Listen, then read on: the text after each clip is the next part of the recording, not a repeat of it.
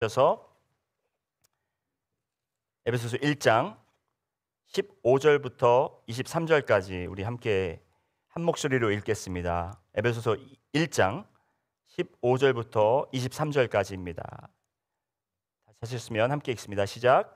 이로 말미암아 주 예수 안에서 너희 믿음과 모든 성도를 향한 사랑을 나도 듣고 내가 기도할 때에 기억하며 너희로 말미암아 감사하기를 그치지 아니하고 우리 주 예수 그리스도의 하나님 영광의 아버지께서 지혜와 계시의 영을 너희에게 주사 하나님을 알게 하시고 너희 마음의 눈을 밝히사 그의 부르심의 소망이 무엇이며 성도 안에서 그 기업의 영광의 풍성함이 무엇이며 그의 힘의 위력으로 믿는 우리에게 베푸신 능력의 지극히 크심이 어떠한 것을 너희로 알게 하시기를 구하노라. 그의 능력이 그리스도 안에서 역사하사 죽은 자들 가운데서 다시 살리시고 하늘에서 자기의 오른편에 앉히사 모든 통치와 권세와 능력과 주권과 이 세상뿐 아니라 오는 세상에 일컫는 모든 이름 위에 뛰어나게 하시고 또 만물을 그의 발 아래에 복종하게 하시고 그를 만물 위에 교회의 머리로 삼으셨느니라. 교회는 그의 몸이니 만물 안에서 만물을 충만하게 하시는 이의 충만함이니라. 아멘. 아멘. 오늘 여러분들과 에베소서 강해 설교 두 번째 시간 지혜와 계시를 받은 자라는 제목으로 말씀을 나누기 원합니다. 지난주에 이어서 교회의 정체성에 대한 말씀을 계속해서 나누고 있습니다. 지난주에 들으신 분도 있고 또 못 들으신 분들도 있지만 잠깐씩 리뷰를 해드리면 좋을 것 같아서 제가 짧게 지난주에 어떤 말씀의 내용을 나눴는지 말씀을 나누고 그리고 오늘 말씀 들어가도록 하겠습니다. 지난주 말씀의 내용을 짧게 복습해드리면 에베소서는 이제 사도 바울이 에베소 지역 그 소아시아 지역에 있는 교회들이 돌려보라고 교회에 대한 지침서를 쓴 것이다라고 추측한다라고 말씀을 드렸고 이 에베소서의 내용을 보면 우리 교회가 어떤 모습을 갖추어야 되는가가 너무나도 잘 기록이 되어 있는 책이라고 저는 봅니다. 지난주 저희가 이 에베소서를 두 큰 부분으로 나눴고 첫 번째 부분인 1장과 3장의 내용을 보면 교회는 누구인가? 교회는 누구인가? 교회의 정체성에 대해서 3장을 통해 이 3장을 통해 사도 바울이 교회에 전하고 있고 그리고 나머지 4장과 6장까지는 교회는 그러면 무엇을 하는가에 대해서 이렇게 적혔다고 말씀을 드렸고요. 1장 1절부터 14절까지 보면서 우리 교회의 정체성이 무엇인가? 그러니까 이것은 교회의 전체적인 정체성이기도 하지만 여러분 각자의 삶의 정체성이기도 합니다. 그러니까 이것은 바로 여러분의 모습이라는 거죠. 첫 번째로 우리는 택함을 받았다라는 것입니다. 여러분은 이미 하나님께서 창조하시기 전부터 아셨고 여러분을 계획하셨고 여러분에게 목적을 주셨고 여러분을 사용하시기 원하셨다라는 것입니다. 하나님께서 그렇게 미리 계획을 하셨다라는 것을 우리가 분명히 깨닫고 받아들이시기 바라고 그리고 두 번째는 구속을 위해 하나님께서 독생자 아들을 주셔서 우리의 죄를 완전히 씻으셨다라고 제가 또한 말씀을 드렸습니다. 그러니까 여기에 계신 분들은 빚진 자들이 아니에요. 이제 더 이상 빚진 자들이 아니라 더 이상 저희는 죄인들이 아니라 이제는 의인이다라는 것입니다. 여러분은 의인이십니다. 오늘 읽었던 구절에도 있지만 여러분은 이제 성도라는 거예요. 성도, 거룩한 사람들, 세인트라는 것입니다. 여러분은 바로 이러한 성도가 된 이유가 뭐냐면 예수 그리스도께서 그 보혈로 여러분을 씻으셨기 때문에 죄에서 구속하셨기 때문에 그리고 세 번째로 우리는 예수 그리스도와 통일되었다. 다시 말하면 하나 되었다. 어떤 것에서 하나가 되었느냐? 하나님의 뜻에 우리가 맞게끔 하나가 되었다는 것입니다. 우리가 하나님의 뜻을 알 수 없으나 그것을 이해할 수도 없고 그것을 알아들을 수도 없지만 하나님께서 그 뜻을 우리에게 알려주시고 알게 하시고 이해할 수 있도록 성령님을 보내셔서 도우셨다라는 것입니다. 그리고 또한 우리가 하나님의 기업을 예수님과 연합함으로 인해서 물려받았다라는 거예요. 우리는 지옥으로 떨어질 수밖에 없는 죄인이었지만 예수 그리스도의 은혜로 말미암아 우리는 예수 그리스도와 하나가 되고 하나님 앞에 하나님의 자녀가 된 것입니다. 그래서 하나님의 자녀의 권세로 예수님이 받으실 기업을 함께 나누어 가질 수 있는 여러분들이 상속자가 된 것입니다. 그리고 이것을 우리의 구원의 확신을 그냥 우리가 잘하면 받고 잘못하면 못 받고가 아니라 성령으로 그것을 씨어했다라는 거예요. 성령으로 확정지었다라는 것입니다. 그래서 우리를 예수 그리스도의 사랑에서 떼어날 자가 있다 없다? 없다. 네, 아무도 없습니다. 아멘. 자, 여기까지가 우리가 지난주에 말씀 나누었고요. 그리고 오늘은 또 세 가지 정체성을 여러분과 나눠드릴 건데 이 세 가지는 오늘 오늘 읽은 본문 말씀이 사도 바울의 기도입니다. 사도 바울이 에베소 교회를 향한 기도예요. 중보 기도입니다. 우리가 금요일 날 중보 기도하듯이 사도 바울이 에베소 교회를 위해 날마다 기도하는 것이, 하나님께 간구하는 것이, 이것을 알게 하시옵소서 하고 간구하는 것이 바로 이것인데 17절 말씀 한번 보실까요? 제가 여기 슬라이드에는 없지만 여러분 성경을 보시면 17절 말씀에 보면 우리 주 예수 그리스도의 하나님 영광의 아버지께서 지혜와 계시의 영을 너희에게 주사 하나님을 알게 하시고, 지금 사도 바울은 성령님께서 임하셔서 우리의 정체성을 우리가 알 것을 알게 해달라고 그렇게 하나님께 간구하는 것입니다. 사도 바울은 훌륭한 교사였습니다. 그는 말씀의 능력이 있고 또 글을 잘 쓰는 사람이었습니다. 그가 잘 정리해서 적어주면 그 교인들이 받아들이고 받아보고 그것을 잘 이해할 수도 있었겠지만 지금 사도 바울은 본인의 능력에 의존하는 것이 아니라 성령님께 의존하면서 성령님께서 지금 하나님께서 영으로 이들에게 계시와 지혜로 알게 하옵소서 하고 기도하는 거라는 거예요. 어떤 것을 알게 하느냐? 부르심의 소망, 풍성한 기업, 지극히 큰 능력, 이 세 가지를 위해서 지금 기도하고 있습니다. 따라해 보실까요? 부르심의 소망, 풍성한 기업, 지극히 큰 능력. 저도 오늘 말씀을 전하면서 저의 언변과 또 저의 언변의 능력과 저의 언어의 능력과 아니면 저의 말씀으로 여러분을 설득시키는 것도 아니고 여러분의 이해를 돕는 것도 아니고 다만 오직 저는 성령님 아래에서 성령님께 의존하며 사도 바울과 지금 똑같은 기도를 하고 있습니다. 하나님의 계시와 성령님의 계시와 지혜로 우리 성도님들께서 오늘 말씀을 듣는 여러분들께서 알게 하여 주시옵소서, 깨닫게 하여 주시옵소서라고 기도하고 있다는 것입니다. 성령님이 돕지 않으면 아무리 좋은 말씀을 들을지라도 우리가 다 이해할 수가 없다는 것입니다. 하나님의 도움으로, 성령님의 도움으로 말미암아야만 우리가 우리의 정체성을 분명히 깨달을 수 있다는 거예요. 지금 제가 정체성 이렇게 이야기하고 있지만 이 말씀이 그냥 남의 얘기하는 것 같고 내가 지난주에 들은 것도 금방 잊어버리고 오늘 들을 것도 금방 잊어버릴 수가 있습니다. 하지만 여러분 자신도 성령님께 의지할 때 성령님께서 놀라운 계시를 여러분께 허락하실 것을 분명히 믿습니다.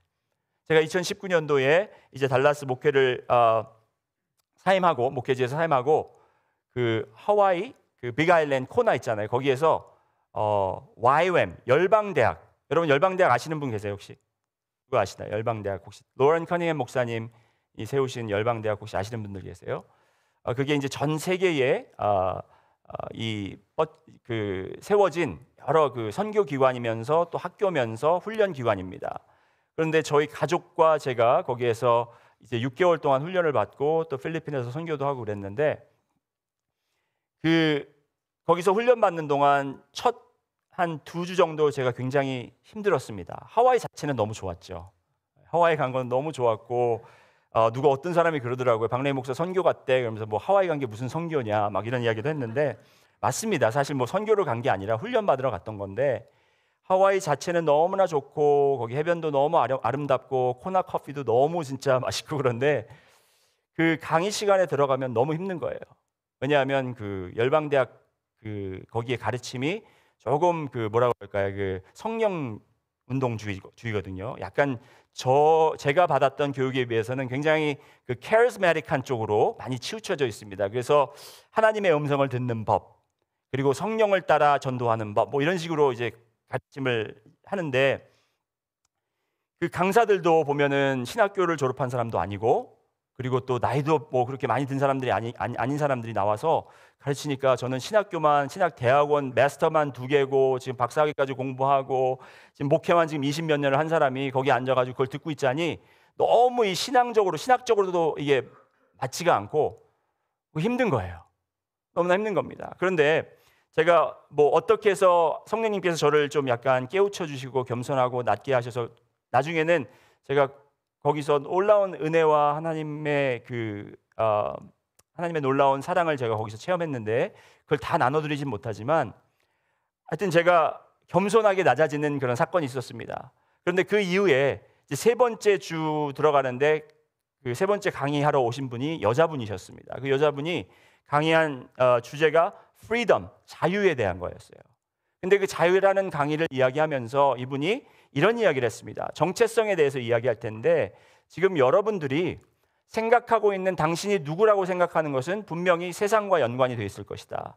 당신이 가지고 있는 직책이나 직업이나 재산이나 학업이나 뭐 이런 것들이 다 여러분은 이런 사람이다라고 사람들도 보고 있고 본인도 자신도 그렇게 생각할 텐데, 그것을 다 떨쳐버리고 성령으로 우리가 깨달음을 얻어서 하나님 안에서, 주님 안에서 여러분이 누구이신가를 분명히 알아야 그것이 당신이다라고 이렇게 이야기를 하면서 저희더러 수업 시간에 눈을 감고 한번 그렇게 성령님께 의존하며 기도해 보라는 거예요. 하나님 안에서 나의 정체성이 무엇인가 기도하라는 겁니다. 그래서 저도 순종하는 마음으로, 그때는 이제 마음이 제가 온유해졌거든요. 겸손해졌으니까 저도 막 기도했습니다. 하나님, 저의 정체성을 알게 하여 주시옵소서 하고 기도하는데, 갑자기 제가 달라스에서 목회할 때 그것도 옛날에 그 기억이 떠오르는 거예요. 어떤 사건이 떠오르냐?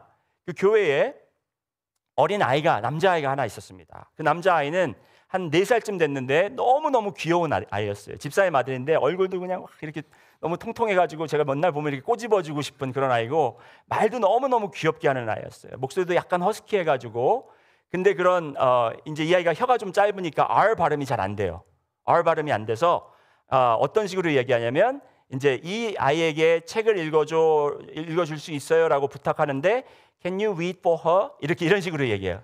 Can you read for her? 이렇게. 예. 그러면서 저를 이제 부를 때도, 이제 사람들이 이제 저를 거기서는 이제 영어권 목회니까 Pastor Ray라고 불렀습니다. 제 타이틀이 Pastor Ray였어요. Pastor Park가 아니고 Pastor Ray라고 불렀는데, 이 아이가 저를 보고 R 발음이 안 되니까 Passed away 그래. Passed away. I passed away. 근데 여러분, passed away가 무슨 뜻인지 아시죠? 죽었다라는 뜻이에요. 저보고 죽으라는 소리죠, 맨날. 근데 이제 너무 귀엽다 보니까 이제 그냥 웃어 넘기고 말았는데, 갑자기 제가 기도하는데 그게 벌써 12년, 13년 전의 일을 떠오르게 하시는 거야, 하나님. 그러면서 성령께서 말씀하시는 것이, 내가 그 아이 이름이 알렉스였거든요. 그 아이가 알렉스를 통해서 내가 너의 본분을 가르쳐줬는데 너는 그거를 잊고 살았구나. 너의 모습은 이제 다 passed away 했다. 너는 죽었다. 너의 옛 모습은 다 떠나갔고 이제 너는 새로운 피조물이다.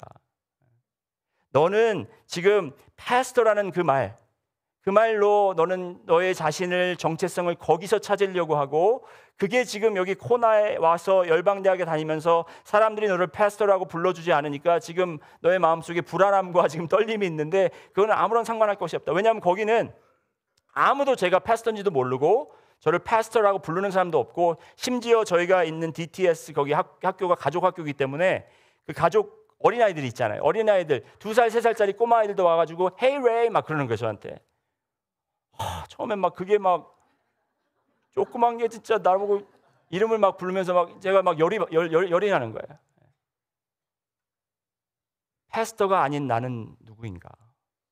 나의 타이틀, 나의 그 학력, 내가 가지고 있었던 모든 과거에 했던 모든 일들, 이런 것들을 다 없앤 나는 누구인가? 정말 저는 완전히 벌거벗은 모습으로 하나님 앞에 서 있을 수밖에 없더라고요. 그런데 그것이 부끄러웠던 모습이 아니라 오히려 제가 그렇게 벗었던 모습을 보니까 오히려 하나님께 너무나도 많은 사랑을 받았고, 하나님께서 나의 옛 모습은 passed away 했지만 새로운 모습으로 저를 살려주셨다라는 생각이 들면서 너무나도 그때 제가 놀라운 체험을 했던 경험이 있습니다. 그래서 여러분도 이 시간에 말씀을 들으시면서 성령님을 의지하면서 말씀을 들어보시기를 부탁드리겠습니다. 제 말씀을 듣는 것이 아니라 이 말씀이 나에게 성령님을 통해서 어떻게 다가오는지를 여러분들 생각해 보시기를 바랍니다. 첫 번째, 부르심의 소망에 대해서 여러분과 나누기를 원합니다. 부르심의 소망은 무엇인가? 18절 말씀 한번 같이 읽어보시겠습니다. 시작. 18절.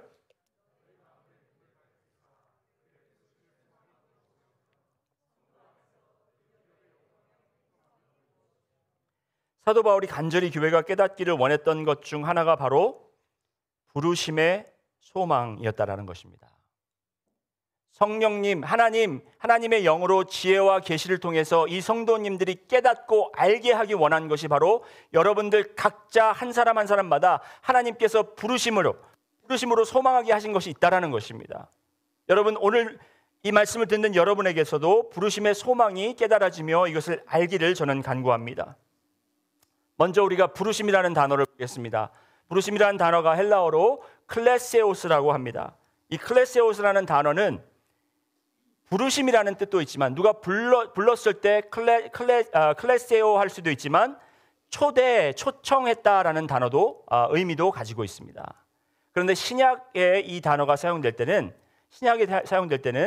영적으로 사용됐기 때문에 많은 사람들이 해석하기를 이것을 신성한 초대이다라고 생각합니다. 그렇게 해석할 수 있습니다. 무엇이 신성한 초대인가? 하나님께서 우리에게 하신 거룩한 초대라는 것입니다. 그냥 여러분의 이름을 부르면서 박레위 하면서 부른 것이 아니라 박레위에게 초대장을 주셨다는 것입니다. 저에게 신성한 초대장, divine invitation을 주셨다는 것입니다. 어떠한 것은 무엇을 위해 주셨냐? 오늘 말씀을 찾아서 말씀을 보면서 그 답을 찾겠는데요. 3절과 4절 말씀을 보시면, 먼저 3절에 찬송하리로다 하나님 곧 우리 주 예수 그리스도의 아버지께서 그리스도 안에서 하늘에 속한 모든 신령한 복을 우리에게 주시되. 지난주에도 말씀 나눴지만 우리에게 이 신성한 초대장을 주신 이유가 뭐냐면, 여러분들께 하늘에 속한 모든 신령한 복을 누리게 하기 위해서 초대장을 주셨다라는 거예요. 아멘. 너무 기쁘지 않으세요? 그냥 초대장 밥 먹으러 오세요 이 정도가 아니고, 천국에 있는 모든, 하늘에 속한 모든 신령한 복을 누리세요 하는 초대장을 여러분께 주셨다는 것입니다. 그리고 4절 말씀 보면, 곧 창세전에 그리스도 안에서 우리를 택하사 우리로 사랑 안에서 그 앞에 거룩하고 흠이 없게 하시려고. 이 말씀은 뭐냐면, 하나님께서 우리를 천국으로 초대하시기 위해서 우리에게 먼저 있어야 되는 게 뭐예요? 거룩함이죠. 거룩함의 회복이죠. 우리가 죄가 씻겨져야 되고 흠이 없어야 되고, 그리고 그 초대에 응할 수 있는 자격이 될 수 있도록 하나님께서 우리를 예수 그리스도의 보혈의 피로 우리를 씻으셨다라는 것입니다. 그래서 하나님께서 우리를 거룩하게 하시고 흠없게 하신다라는 그러한 초대라고 생각하셔도 됩니다. 또 세 번째로 어떻게 볼 수 있냐면, 5절 말씀 보시면, 그 기쁘신 뜻대로 우리를 예정하사 예수 그리스도로 말미암아 자기의 아들들이 되게 하셨으니. 자녀가 되는 입양권을 여러분에게 주신 거예요. 그냥 천국에 한번 와서 식사 한번 하고 가지, 아니면 잠깐 들어와서 구경하고 가지, 이 정도가 아니고, 여러분, 우리는 죄인이었고 멸망할 수밖에 없고 영원히 하나님의 벌을 받을 수밖에 없었던 그런 원수였지만, 우리를 깨끗게 하시고 보혈로 씻으시고 우리의 죄를 사하여 주셔서 우리에게 아들과 딸이 되는 권세를 주셨다라는 것입니다. 별로 안 기쁘세요? 언제 한번 날 잡아서 우리 한번 아멘 하는 거 훈련 한번 했으면 좋겠습니다. 네. 너무너무 기쁘시죠? 속으로는 너무너무 기쁘시죠? 제가 2019년도에 백악관에서 초청장이 날라왔습니다. 백악관에서, 화이트하우스에서 Donald Trump himself signed it. 트럼프 대통령이 사인해서 저한테 초대장이, 여기 지금 누구 아시는 분 계신가요? 여기 보면은 이성건 목사님도 함께 자리했습니다. 그때 이제 그 미국에 있는 영향력 있는 아시안 아메리칸 목회자들에게 거기에 선택이 되어서 저도 이성건 목사님과 함께 따로따로 초대장을 받았지만 그 초대장을 받고 백악관에 갔습니다. 사실 안에서 찍은 사진이 더 잘 나온 게 있는데 여기 이성건 목사님과 함께 찍은 게 이 사진뿐이라서 이렇게 같이 제가 올렸는데, 여러분 제가 이 초대장을 받고 기분이 좋더라고요. 화이트하우스에서 나를 오라는구나. 그래서 그 초대장을 받고 가서 백악관 구경 다 하고, 원래는 도널드 트럼프 대통령까지 만나는 날인데 그날 하필이면 그 트럼프 대통령이 소송이 걸린 날이라 가지고 그때 저희를 만나주지는 못했습니다. 그래도 그 백악관에 있는 구석구석을 다 우리가 이렇게 방문하면서 함께 기도도 하고 함께 토론도 하는 그런 시간을 가졌는데, 여러분 하나님께서 주신 초대장, 제가 사실 초대장을 사진을 찍었어야 되는데 그죠? 하나님께서 우리에게 여러분을 부르신 소망은 백악관에서 오는 초대장보다 훨씬 더 훌륭한 초대장이라는 걸 아시죠? 여러분 저는 이거 단 한 번, 그것도 몇 시간, 그것도 다 들어갈 수 있는 게 아니에요. 갈 때마다 검사하고 뭐 이거 우리가 무슨 큰일이라도 한 사람들처럼, 큰일이라도 벌일 사람들처럼 그렇게 다 시큐리티 검사하고 그러면서 구석구석을 다녔지만, 여러분 천국은 우리가 한 번만 들어갈 수 있는 곳이 아니라 우리가 영원한 티켓을 준다라는 겁니다. 그리고 그것은 우리가 갔다가 잠시 있다가 이렇게 나오는 곳이 아니라 우리는 영원히 거할 곳이고 가지 못할 곳이 없다라는 것입니다. 우리 아버지와 함께 늘 있을 수 있는 바로 그곳이 있다라는 것이에요. 그것이 천국이고 여러분에게 그러한 부르심이 있다라는 것입니다. 여러분은 그 초대를 받은 정말 훌륭하신 분이에요. 네. 안 믿기시나요? 본인들이 훌륭하다고 그러는데 여러분은 그렇게 훌륭하신 분들입니다. 여러분이 훌륭해서가 아니라 하나님께서 아들 독생자 예수 그리스도를 통해서 그렇게 만드셨기 때문에. 자, 그렇다면 이것을 그냥 부르심이 아니고 부르심의 소망을 알게 하기 위해서, 그렇죠? 부르심의 소망을 알게 한다 했는데, 이 소망이라는 단어는 엘피스라는 헬라어 단어를 사용합니다. 엘비스가 아니고 엘피스입니다. 엘피스라는 단어는 확신하다라는 뜻이에요. 소망 그러면은 좀 그렇잖아요. 내가 이것을 소망합니다 그러면 그게 wishful thinking인지 정말 아니면 이게 무엇인가 확신이 있는 건지 우리가 불분명한데, 여기서 사용한 이 엘피스라는 단어는 분명한 사실인 것을 우리가 알고 기다린다라는 것입니다. 이것은 그냥 있을 법, 올 법, 아니면 받을 법 하다, 이게 바라는 희망사항이 아니고 이것은 확실하게 이루어진다라는. 그래서 이 부르심의 소망은 내가 이렇게 천국으로 영원히 들어갈 수 있고 천국에 있는 것을 소유할 수 있는 이런 사람이 되는 것이 가능할까? 이럴 수도 있겠지 하면서 바라는 것이 아니고 그것은 확실한 약속에 근거한 소망이라는 것입니다. 다만 이것이 이루어질 것을 우리는 지금 기다리고 있을 뿐이라는 것입니다. 그래서 이 부르심의 소망에 대해서 여러분이 분명히 깨달아야 된다는 거예요. 하나님의 자녀의 자격으로 천국에, 하나님의 나라에 확실히 들어갈 수 있는 부르심을 여러분은 받았다는 것입니다. 아멘. 두 번째로 기업의 영광의 풍성함에 대해서 한번 보시기 바랍니다. 사도 바울이 또한 기도하는 것은 그들이 알기를 너의 마음에 눈을 밝히사, 18절 보시면 그의 부르심의 소망이 무엇이며 또 성도 안에서 그 기업의 영광의 풍성함이 무엇이며. 기업의 영광의 풍성함 한번 따라해 보실까요? 기업의 영광의 풍성함. 네, 말이 좀 이렇게 단어가 합쳐져서 복잡하긴 한데, 제가 지난주에도 말씀을 여러분과 나누었지만 우리는 그리스도 안에서 통일되었습니다. 연합되었습니다. 하나가 되었습니다. 10절과 11절 말씀 보시면 하늘에 있는 것이나 땅에 있는 것이 다 그리스도 안에서 통일되게 하려 하심이라. 모든 일을 그의 뜻의 결정대로 일하시는 이의 계획을 따라 우리가 예정을 입어 그 안에서 기업이 되었으니, 여기서 기업이 되었다라는 것에 밑줄 치시기 바랍니다.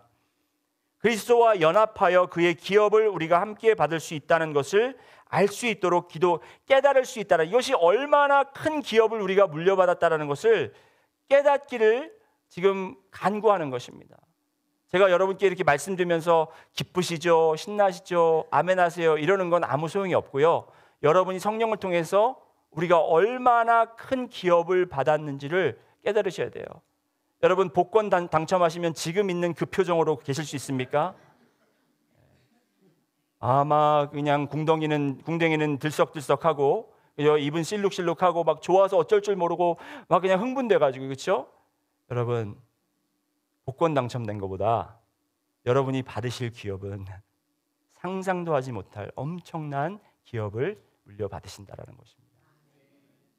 예수 그리스도를 여러분들께서 구원자로 그리고 여러분들의 주인으로 모시고 예수 그리스도와 우리가 연합되어 그의 받으실 기업을 우리가 함께 나눌 수 있는 자녀의 권세를 우리가 얻었기 때문에 여러분과 저는 그의 기업을 함께 물려받을 수 있는데, 이 내용을 잘 전달할 수 있는 이야기를 제가 여러분들께 읽어드리도록 하겠습니다. 그 영어 예배 시간에는 좀 긴 버전을 읽었는데 여러분들께는 좀 짧은 버전으로 읽어드리겠습니다. 예술품 수집가인 아버지와 아들이 살고 있었습니다. 이 부자는 전 세계를 다니면서 이제 훌륭한 작품들, 예술 작품들을 모집하는데, 아들과 함께 모집하는데 전념했습니다. 그가 가지고 있는 이 작품 중에는 반 고흐, 모네, 렘브란트들의 진품들이 있었습니다. 그러던 중 어느 날 아들이 전쟁으로 인해 징집되어 전쟁터에 나가게 됩니다. 얼마 후 아버지는 아들의 전사 통보를 받게 됩니다.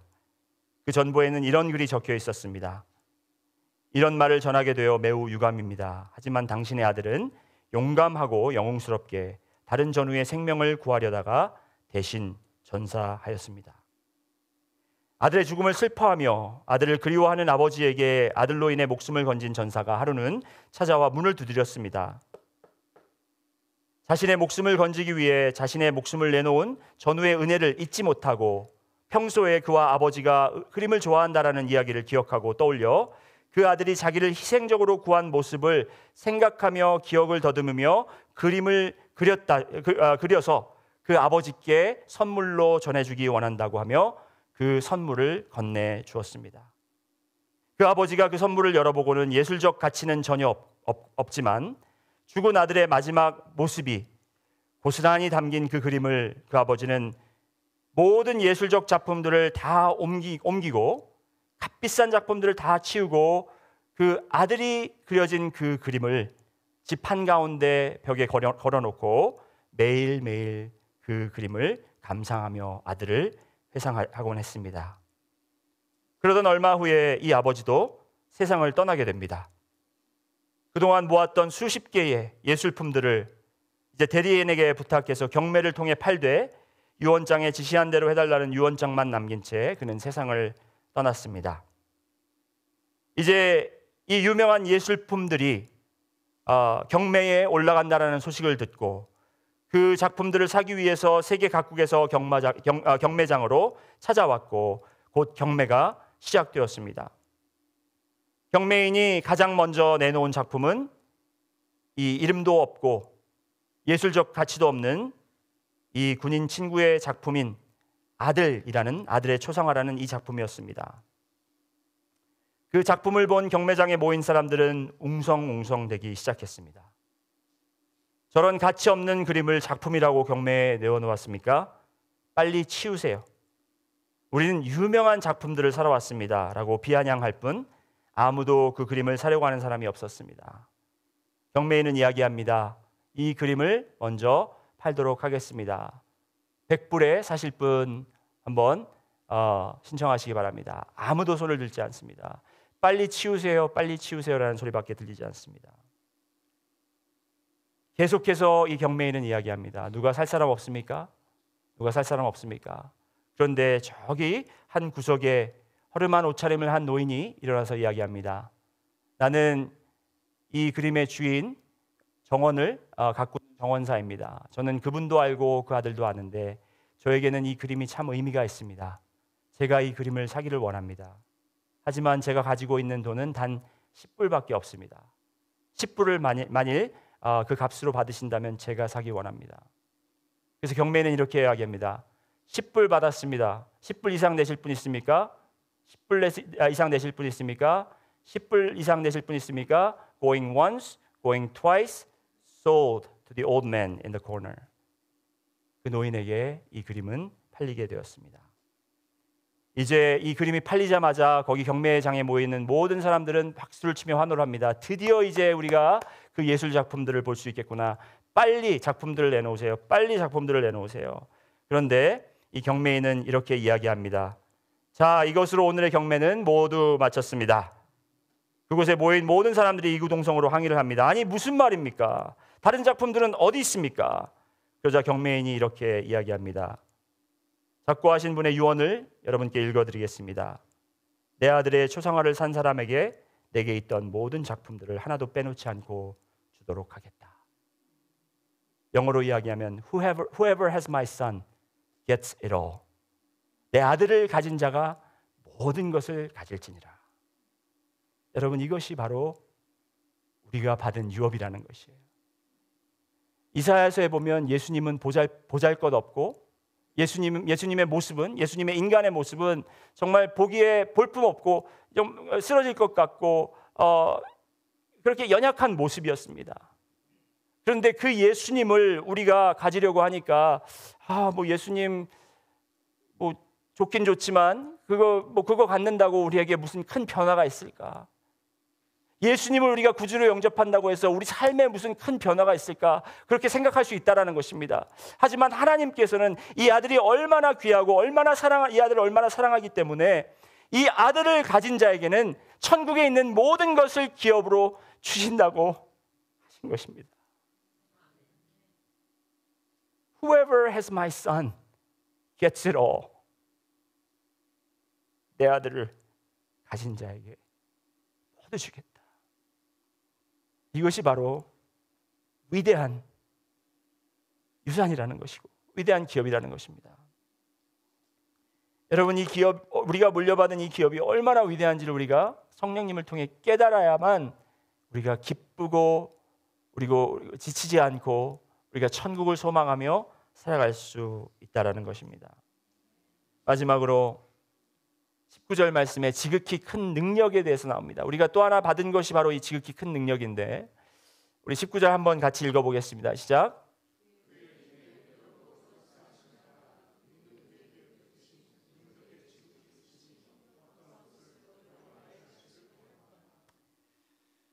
그의 힘의 위력으로 역사하심을 따라 우리에게 베푸신 능력의 지극히 크심. 그냥 능력도 아니고 지극히 큰 능력이라는 것입니다. 우리에게 주신 것이, 우리가 받은 것이, 우리가 하나님께 새롭게 된 이 정체성으로 우리에게 주어진 것이 무엇이냐면 아들이 될 수 있는 천국으로의 초대장과 그에게 있는 모든 풍성한 기업과 또 아무것과도 비교할 수 없는 이 능력이라는 것입니다. 여러분, 우리 교회 이름이 무엇입니까? 능력 침례교회죠. 여러분, 어떤 능력을 원하십니까? 무슨 생각으로 교회를 능력 침례교회라고 이름을 지셨습니까? 도대체 저는 알고 싶어요. 여러분이 어떤 생각으로 능력 침례교회라는 이름을 가지셨는지. 그러면 우리는 분명히 능력에 대해서 알고 매일마다 이 능력으로 거듭나는 삶을 살고 계십니까? 능력을 체험하는 삶을 살고 계십니까? 여러분, 오늘부터는 매일매일 매 순간순간 여러분 삶의 능력이 나타나기를 축원합니다. 이 능력이라는 것이요, 물을 포도주로 변하는 능력도 능력이 있고, 바다 위를 물길을 걷는 것도 능력이 있고, 죽은 자를 살리는 것도 능력이겠고, 병을 고치는 것도 능력이겠지만, 여기서 이야기하는 능력의 지극히 크심, 영어로 보면 immeasurably great power라고 그랬어요. 비교할 수 없는, 이 측정할 수 없는 능력이라고 그랬습니다. 세상에 있는 어떠한 능력과도 비교되지 않는 능력이 무엇이냐면, 여러분 알려드리겠습니다. 20절 말씀 보실까요? 함께 있습니다. 시작. 그의 능력이 그리스도 안에서 역사하사 죽은 자들 가운데서 다시 살리시고 하늘에서 자기의 오른편에 앉히사. 지금 이게 누구 이야기를 하는 겁니까? 예수 그리스도 이야기하는 거예요. 예수 그리스도가 죽은 자들 가운데서 다시 살리시고 하늘에서 자기의 오른편에 앉았다. 지금 이 능력을 이야기하는 것인데, 이 능력이 여러분에게도 임한다라는 것입니다. 믿으십니까? 예수 그리스도께서 죽으시고 부활하셔서 하늘에 올리셔서 하나님 오른편에 앉아 있는 것처럼 여러분도 죽습니다. 아멘? 여러분도 죽어요. 여러분이 아무리 노맨 해도 죽어요. 죽게 돼 있습니다. 그건 아무도 부정할 수가 없는 사실입니다. 아직 이루어지진 않았지만 누구나 다 죽어요. 왜? 모든 사람이 다 죽었기 때문에. 아무리 재력이 많고 능력이 많은 사람들도 다 죽었기 때문에. 그렇기 때문에 가장 위대한 능력은 뭐겠어요? 죽지 않는 거겠죠. 아니면 죽었다가 살아나는 거겠죠. 그 능력이, 부활의 능력이 여러분과 저에게 있다라는 것입니다. 예수 그리스도를 믿으면 우리는 주님과 함께 죽고, 아까도 말씀드렸지만 old has passed away, 그리고 우리가 다시 주님 안에서 거듭난다는 것입니다. 우리는 영적으로 지금 거듭남을 받았지만 이제 천국이 이 땅에 임할 때 우리는 다시 하늘로 우리는 들림을 받는다라는 것입니다. 우리는 생명을, 영원한 생명을 얻는다라는 것입니다.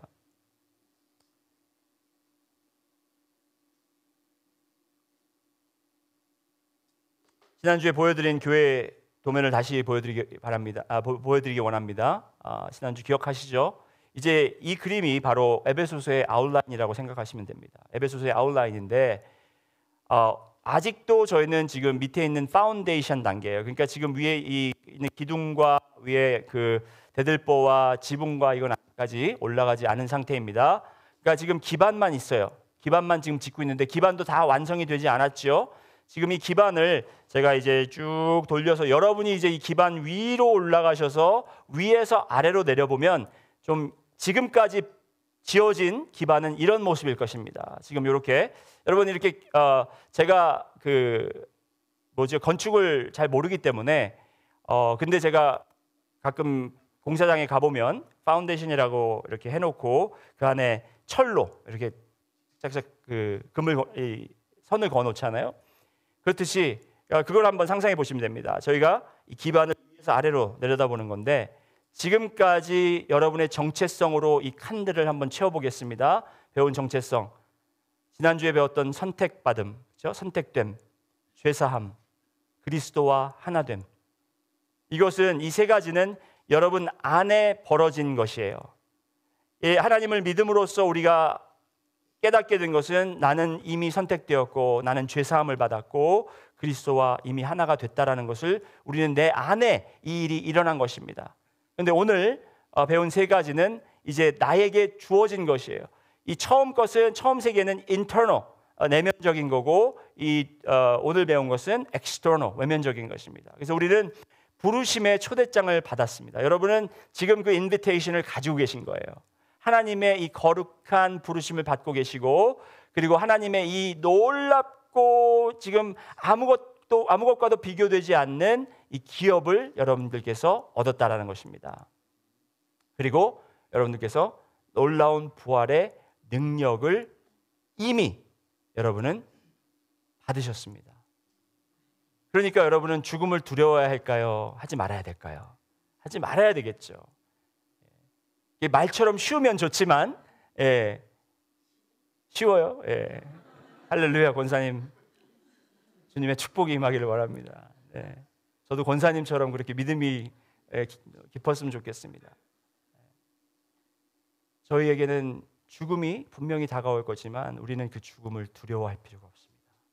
부활의 능력을 믿고 있기 때문에, 그 능력을 이미 우리가 얻었기 때문에. 자, 이제 이 파운데이션을 우리가 계속 저희가 이제 메꿔가면서 계속 그 위로 기둥들과 이것을 세우기로 하겠는데, 오늘 말씀을 정리하면서 마지막 두 절, 이 두 절의 말씀이 이제 사도 바울이 자기의 기도를 정리하는 말씀인데, 이것이 교회이다라고 이렇게 사도 바울은 직접 이야기합니다. 그래서 우리 22절과 23절 한 목소리로 읽고 오늘 말씀을 마치도록 하겠습니다. 시작. 또 만물을 그의 발 아래에 복종하게 하시고 그를 만물 위에 교회의 머리로 삼으셨느니라. 교회는 그의 몸이니 만물 안에서 만물을 충만하게 하시는 이에 충만함이니라. 아멘. 여러분, 교회는 바로 그리스도가 머리가 되시고 우리는 그리스도의 그 복음으로 말미암아 우리는 세워진 자들이라는 것입니다. 우리가 이 교회의 진리, 우리가 교회됨의 진리를 온전히 깨달을 때 우리가 온전히 주님과 참된 복을 누리는 그런 삶을 살 수 있도록 있을 수 있다라고 믿습니다. 아멘. 다 같이 기도하시겠습니다. 주님 감사합니다. 오늘도 저희가 이 말씀을 저희가 붙잡고 나가길 원합니다. 주님께서 허락하신 이 말씀을 우리가 다시 한번 생각하고 나아갈 때에 주여 성령님께서 임하시고 성령님의 도우심으로 우리가 온전히 주님의 뜻대로 주님이 바라시는 대로 저희가 그렇게 살 수 있도록 인도하여 주시옵소서. 주님 오늘도 저희의 정체성을 다시 한번 확인하고 주님께 의지하며 나가기 원합니다. 주여 저희는 주님의 도움이 날마다 필요한 사람들입니다. 주여 주님께서 저희를 이끄시고 주님께서 저희를 채워주실 줄 믿습니다. 감사드리며 예수님 이름으로 기도드렸습니다.